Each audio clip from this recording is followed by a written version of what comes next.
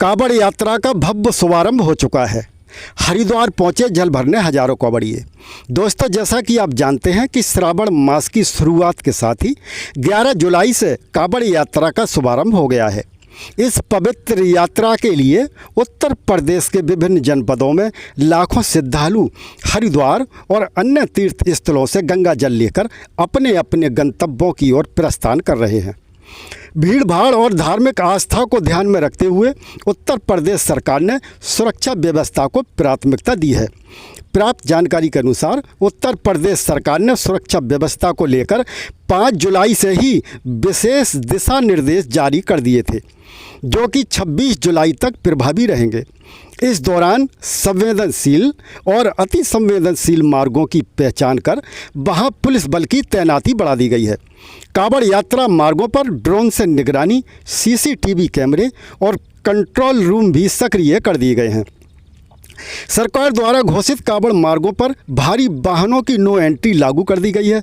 यातायात को सुचारू बनाए रखने के लिए कई स्थानों पर रूट डायवर्जन की व्यवस्था की गई है। स्थानीय प्रशासन और यातायात विभाग तालमेल बनाकर कार्य कर रहे हैं। साथ ही सभी जिलों में मेडिकल कैंप और जलपान की सुविधाएं भी सुनिश्चित की गई हैं, ताकि भक्तों को परेशानी ना हो। दरअसल कांवड़ यात्रा से पहले मुहर्रम का पर्व समाप्त हुआ है। ऐसे में सुरक्षा व्यवस्था को लेकर प्रशासन पूरी तरह सतर्क है, ताकि आस्था से जुड़ी हर बात का ख्याल रखा जाए। और इसी के साथ ही मेरठ हापुड़ रोड पर स्थित सभी नॉन वेज होटल अस्थायी रूप से बंद रहेंगे। यात्रियों की सुविधा के लिए चुने गए मार्गों पर मेडिकल और लॉजिंग सुविधाएं उपलब्ध रहेंगी।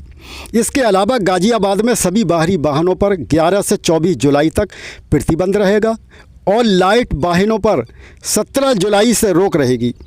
इसके साथ ही बंदी की वजह से लाइट वाहन मेरठ घाट पर हापुड़ रोड और NH9 मार्ग का उपयोग करेंगे।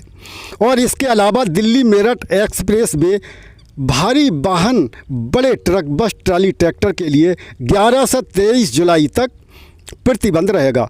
यानी कि सभी प्रकार की गाड़ियों के लिए पूर्ण प्रतिबंध रहेगा। प्रदेश सरकार के आदेश के अनुसार जिन मार्गों को सुचारू रूप से डाइवर्ट किया गया है, केवल उन्हीं मार्गों पर वाहन चल सकेंगे, जबकि कांवड़ यात्रा वाले मार्ग पर भारी वाहनों की नो एंट्री रहेगी। इसके साथ ही उत्तराखंड व उत्तर प्रदेश सरकार ने कांवड़ यात्रा मार्ग में पड़ने वाले होटल, ढाबों, खाने पीने की दुकानों आदि के लिए कुछ निर्देश जारी किए हैं, जो कि इस प्रकार हैं। सभी प्रतिष्ठानों में बाहरी बोर्ड पर मालिक और स्टाफ के नाम, पता, लाइसेंस, रजिस्ट्रेशन जरूर लगाएं। इसके साथ ही रेट लिस्ट लगाना भी ज़रूरी है।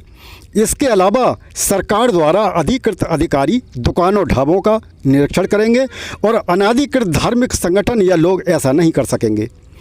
अगर कोई दुकानदार, ढाबा मालिक लाइसेंस, नाम, पता, रेट लिस्ट नहीं लगाएंगे या फूड सेफ्टी नियमों का उल्लंघन होगा तो जुर्माना या कार्रवाई हो सकती है।